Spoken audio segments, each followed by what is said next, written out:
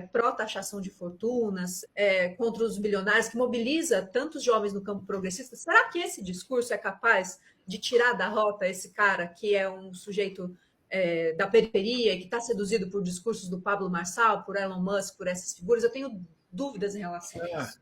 Eu terminei de ler um livro que eu acho que nos ajuda a pensar nesse problema. Acabou de sair, mas eu terminei, já li rapidamente, que é o Pobre de Direita, do Gessé de Souza, que nós poderíamos associar com uma pesquisa muito importante feita por uma antropóloga, Rosana Pinheiro Machado. E a Rosana Pinheiro Machado descobriu, há uns 2, 3 anos atrás, que havia muitas mulheres pobres da periferia que tinham Pablo Marçal como ídolo. Mulheres, Thaís. Mas, curiosamente, ele perdeu esse apoio agora. Olha que interessante isso. Eles diziam assim, não, mas ele veio do nada. Ele é como nós. E ele enriqueceu. E hoje ele tem uma grande fortuna. Para os jovens também. A pergunta mais importante hoje no Brasil contemporâneo é compreender como 58 milhões de pessoas votaram no Bolsonaro, apoiaram a reforma da Previdência, se o voto no Bolsonaro e o apoio à reforma da Previdência impactam de maneira extraordinariamente negativa as suas vidas. Como foi possível? Claro, nós podemos dizer, foi delírio, foi enganar. A resposta do Gessé é mais sociológica. Esse pobre de direita tem um perfil mais ou menos marcado.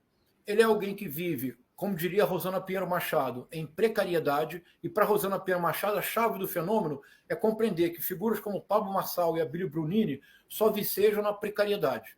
Então diz o Gessé de Souza, é um trabalhador, 40, 50 anos, sem nenhum horizonte, sem nenhuma perspectiva, humilhado cotidianamente num transporte público de 4, 5 horas todos os dias, humilhado no emprego, sem nenhuma perspectiva real de transformação rápida da sua vida. Surgem essas figuras. Então, em alguma medida, isso é bem importante, Thaís, nós precisamos que tocar o dedo na ferida com coragem. É o seguinte, a experiência dos 5 governos do Partido dos Trabalhadores tem aspectos extraordinariamente positivos na história republicana brasileira. Ter incluído de maneira deliberada e sistemática o pobre no orçamento, que é a famosa frase do presidente Lula, é um enorme avanço. Ter tornado muito mais acessível o acesso à universidade, todos os programas sociais que o PT levou adiante são extraordinariamente importantes. Mas, Thaís, não são suficientes. Porque há algo que o Partido dos Trabalhadores no poder, de fato, nunca realizou de forma sistemática. E chegou a hora de tentar. Ou, eu não sei o que será do futuro quando o presidente Lula já não estiver disputando a eleição. É que o Partido dos Trabalhadores, ou qualquer partido progressista que chegue ao poder no Brasil, tem que ter coragem de lutar o bom combate. Eu já sou um velhinho, eu nasci em 1965. Olha lá, século passado. Mas imaginemos um jovem que nasceu em 1995. Quando o PT chegou ao poder em 2002, poder federal, ele tinha 7 anos. Se ele tivesse nascido em 85, ele teria 17. Para a juventude brasileira, o que é o establishment? É o PT. E nesses 5 governos do PT, houve avanços extraordinários, mas não houve um enfrentamento de certos combates. Sem o enfrentamento desses combates, a precariedade não será resolvida. Um único exemplo. O Rio de Janeiro, hoje, tem aproximadamente 70% do seu território domina. O Rio de Janeiro é o estado, não é só a cidade, é o estado todo.